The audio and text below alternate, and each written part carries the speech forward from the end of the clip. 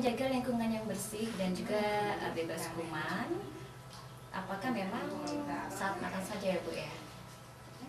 Iya, maksudnya tadi Saat untuk kita cuci habis tangan makan, saja. Iya, iya. saat habis makan dan Iya. sebelum makan. Mm-mm.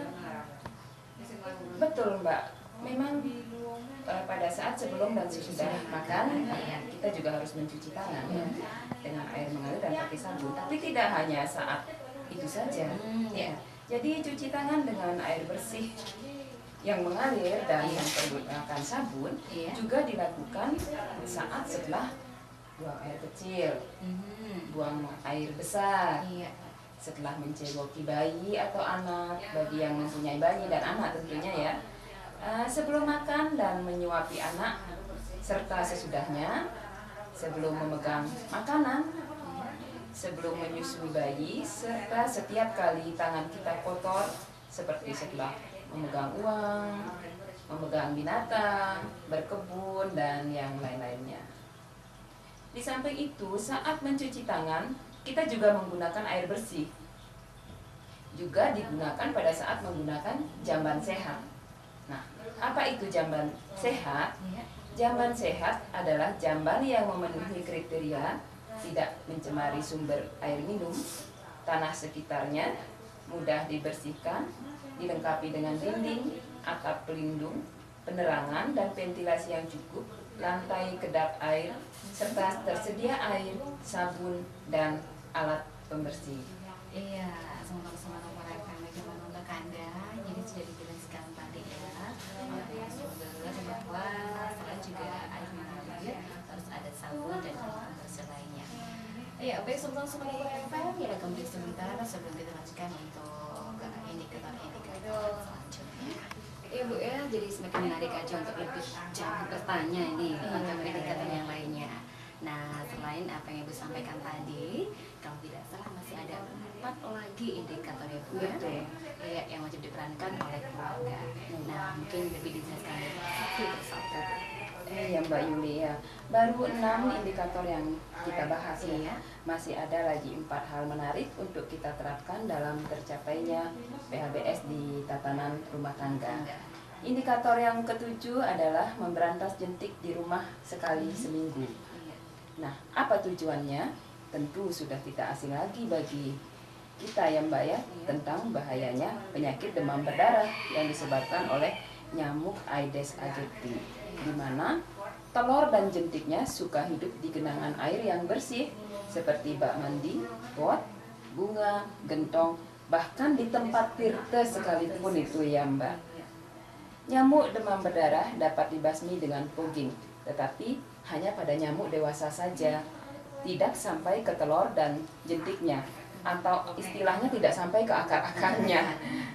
Oleh sebab itu, pemberantasan sarang nyamuk atau lebih dikenal dengan PSN lebih optimal jika dilaksanakan dengan pola 3M+, yaitu M pertama menguras, M kedua menutup, M ketiga mengubur, plusnya plus menghindari gigitan nyamuk dengan cara memakai obat nyamuk, menjaga kebersihan kamar, menaburkan larvasida, memelihara ikan pemakan jentik, dan menanam tumbuhan pengusir nyamuk.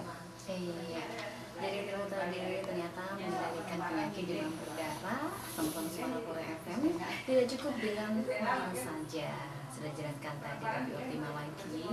Sekali lagi nih ya, dengan PSN ketenaga sobat tadi 3M plus ya, 3M plus ya Bu ya. Iya. Sekali lagi menguras, menutup, mengubur, dan juga menghindari gigitan nyamuk. Jadi untuk Anda bisa untuk menerapkan ya sistem tadi. Baik, dan untuk indikator yang berikutnya Bu. Nah, kita belum ke indikator berikutnya Mbak ya. Iya. Tadi kita sudah membahas tentang 3M tadi. Iya Mbak ya. Tadi. Oke, kita ke indikator berikutnya. Saya sampai lupa karena saking tertariknya dengan yang 3M tadi. Iya Bu ya, memang harus diteliti sekali nih orang-orang atau masyarakat kadang-kadang lupa. Iya betul, iya. Untuk habis makan terus sampahnya atau mungkin wadahnya Bu ya, tempatnya makanan dibuang begitu saja. Iya, betul. Iya, jadi kan untuk nyamuknya bersarang di sana. Iya, betul Mbak sekali. Baik. Kita akan berlanjut ke indikator yang berikutnya Mbak ya, yang seperti Mbak sampaikan tadi, yaitu indikator tentang makan buah dan sayur setiap hari. Iya. Buah yang dikonsumsi itu tidak harus buah import loh Mbak ya. Iya. Bisa buah lokal malah lebih baik. Sayur dan buah banyak mengandung serat serta vitamin dan mineral yang sangat membantu dalam pertumbuhan dan pemeliharaan tubuh. Iya. Serta dapat mencegah berbagai penyakit seperti diabetes, kanker, anemia, melancarkan buang air besar, bisa juga menurunkan berat badan loh Mbak, detoksifikasi, dan memperindah kulit, dan masih banyak lagi yang lainnya. Berapa banyak kita harus makan sayur dan buah dalam sehari? Kadang-kadang kan timbul pertanyaan seperti itu ya. Ya, menurut Departemen Kesehatan RI tahun 2008 bahwa sayur harus dimakan 2 porsi setiap hari dengan takaran 1 mangkok sayur segar atau setengah mangkok sayur matang.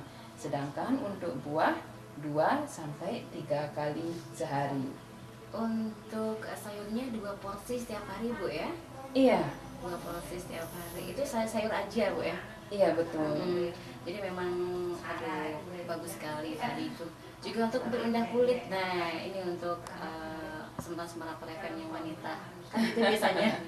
Iya betul. Sebagai salah satu ini Bu ya, solusi untuk berindah kulit. Jadi biar nggak terlalu banyak menggunakan bahan-bahan dari kimia.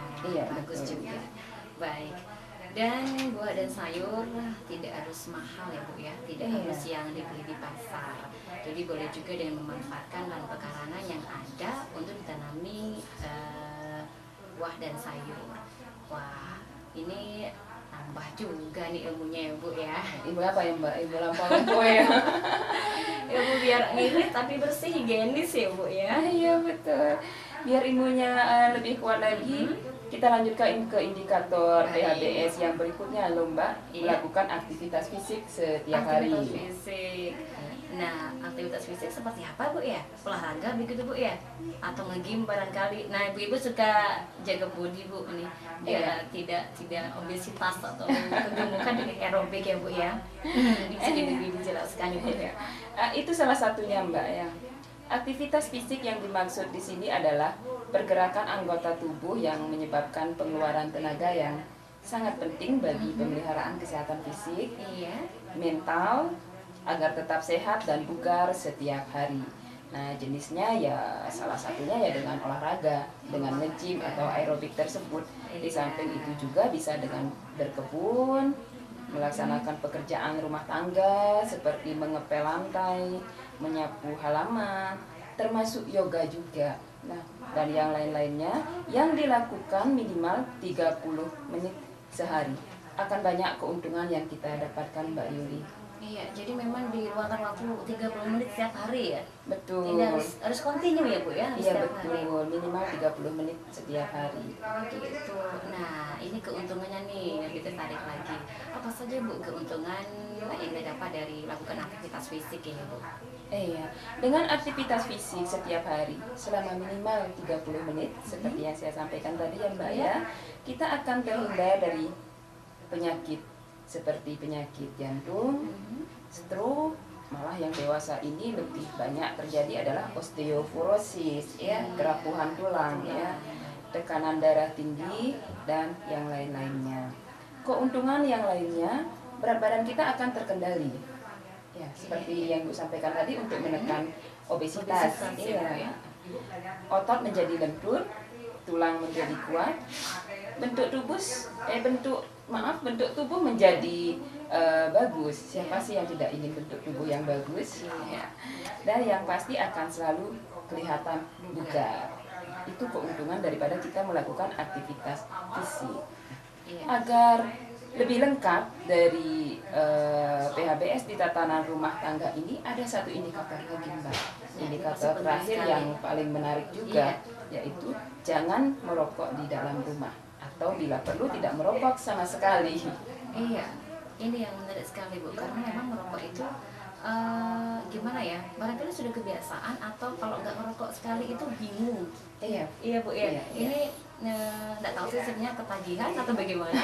Tapi yang pasti mengapa Bu harus tidak merokok dan mengapa tidak boleh di dalam rumah? Biar lebih jelas ini sama Tony Semarang Keluarga. Good question ya Mbak. Suatu pertanyaan yang bagus. Iya. Perlu kita ketahui bersama bahwa dalam satu batang rokok yang diisap itu mengandung sekitar 4.000 bahan kimia yang berbahaya. Seperti diantaranya nikotin, tar, dan karbon monoksida yang dapat merusak jantung, paru-paru, mengganggu peredaran darah, kanker, dan bisa juga menyebabkan kerontokan rambut, merusak gigi, stroke, impotensi, dan masih banyak lagi yang lainnya. Oleh karena itu, hindarilah rokok sedini mungkin. Jika sudah merokok, berusahalah untuk berhenti merokok. Karena bahaya rokok dapat terkena pada perokok aktif dan perokok pasif. Walaupun tidak merokok, tetapi setiap hari kita terpapar oleh asap rokok dari perokok aktif ini, maka si perokok pasif ini pun bisa terkena dampaknya. Jadi kita juga terkena Iya, dampaknya. betul, betul. Oleh karena itu, peran ibu rumah tangga dalam hal ini tentunya mendorong keluarganya yang perokok untuk berhenti merokok, ya. Baik dengan menggalang kesepakatan untuk menciptakan rumah tanpa asap rokok, atau tidak memberikan dukungan kepada orang yang merokok, bahkan tidak menyuruh anaknya untuk membeli rokok. Nah, itulah PHBS yang terakhir di tatanan rumah tangga, Mbak. Iya Bu, jadi kita coba saya akan tanyakan sedikit untuk merokok. Sekarang anak-anak yang SD SMP aja udah Iya, betul, mengenal rokok. iya. Jadi ini memang perlu sekali Iya. ibunya yang harus memberikan betul. gambaran. Ibunya yang membina anaknya sejak dini Iya, agar tidak merokok. gitu. Ya, Semarang FM begitu bahayanya merokok. Jadi mudah-mudahan anak bisa lebih paham. Nah, tidak terasa waktunya semakin lama semakin siang Bu, terus berjalan. Banyak sih yang ingin saya tanyakan untuk PHBS ini. Nah, sebelum barangkali acara ini diakhiri Bu ya, barangkali ada yang perlu disampaikan sekali lagi untuk Ibu di hari ini. Betul sekali ya Mbak ya. Jika kita membahas tentang perilaku, berapapun disediakan waktu kurang Mbak. Ya. Iya. Perilaku itu amat menarik untuk dibahas, tetapi sulit untuk dirubah. Iya. Jika tidak ada kemauan dan kemampuan dari diri kita sendiri ya. Ini baru satu tatanan yang kita bahas Mbak ya. Sebetulnya dalam perilaku hidup bersih dan sehat atau PHBS itu ada di 5 tatanan Mbak. Yaitu yang kita bahas hari ini di tatanan rumah tangga. Kemudian ada juga PHBS di tatanan sekolah. Ada juga PHBS di tatanan tempat-tempat umum, di instansi kesehatan, dan PHBS di tatanan tempat kerja. Iya. Ada mungkin sedikit pesan kami kepada para pendengar Semarapura FM khususnya dan masyarakat umum yang kami hormati, serta tak lupa pula kepada ibu rumah tangga yang saya banggakan. Marilah kita terapkan perilaku hidup bersih dan sehat sejak dini dimanapun kita berada. Orang bilang sehat itu investasi. Jadikanlah sehat itu sebagai gaya hidup, ya, atau kita sering lebih mengenalnya dengan gaya hidup sehat, health lifestyle, agar terhindar dari berbagai macam penyakit. Sakit itu mahal loh Mbak, saya tekankan. Jadi lebih baik kita mencegah daripada mengobati. Kepada para ibu rumah tangga, marilah kita bina putra-putri kita sejak dini untuk berperilaku hidup bersih dan sehat, untuk bekal mereka kelak di kemudian hari agar terhindar dari segala macam penyakit. Jadi salam damai, selamat Hari Pendidikan Nasional. Semoga dunia pendidikan kita semakin maju sehingga mampu meningkatkan daya intelektual generasi muda kita, meningkatkan pengetahuan untuk perilaku hidup bersih dan sehat, dan tentunya meningkatkan derajat kesehatan Kabupaten Klungkung khususnya dan bangsa Indonesia pada umumnya ya Mbak ya. Sebagai akhir kata mungkin saya tutup dengan mengaturkan Parama Santi ya. Om Santi Santi Santi Om.